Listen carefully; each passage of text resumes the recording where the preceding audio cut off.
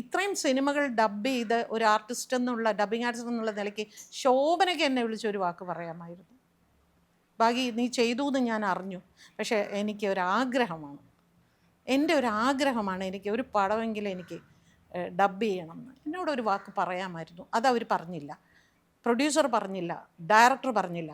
ഇതേ ഡയറക്ടർ അതിൻ്റെ പ്രൊമോഷൻ ഇൻ്റർവ്യൂവിൽ വരുന്ന പറയുന്നുണ്ടായിരുന്നു, ഞങ്ങൾ സിനിമ ശോഭന ഞാൻ തീരുമാനിച്ചപ്പോൾ തന്നെ ശോഭനയുടെ ഓൺ വോയിസ് ആണെന്ന് ഞങ്ങൾ ഡിസൈഡ് ചെയ്തു. അങ്ങനെയും കൂടെ നുണ പറയുന്ന കേട്ടപ്പോൾ എനിക്ക് തോന്നി ഓക്കെ, എനിക്കിതിന് ഞാൻ പിന്നെ അതൊരു വീഡിയോ ചെയ്ത് അതിനെ കുറേ ചാനലുകൾ അതിനെ എടുത്തിട്ട് വൈറലാക്കി, അങ്ങനെ എനിക്ക് താല്പര്യമില്ല. പക്ഷേ പടം ഞാൻ ഫസ്റ്റ് ഡേ തന്നെ ഞാൻ തിയേറ്ററിൽ കാണാൻ പോയി. ക്ലൈമാക്സിൽ എൻ്റെ വോയിസ് യൂസ് ചെയ്തിട്ടുണ്ട് അവർ. കാരണം എനിക്ക് നന്നായിട്ടറിയാം അത്രയും അലറി നിലവിളിച്ച് ശോഭനയ്ക്ക് ചെയ്യാൻ പറ്റില്ല. കാരണം ശോഭനയ്ക്ക് അങ്ങനെ ചെയ്ത് എക്സ്പീരിയൻസ് ഇല്ല.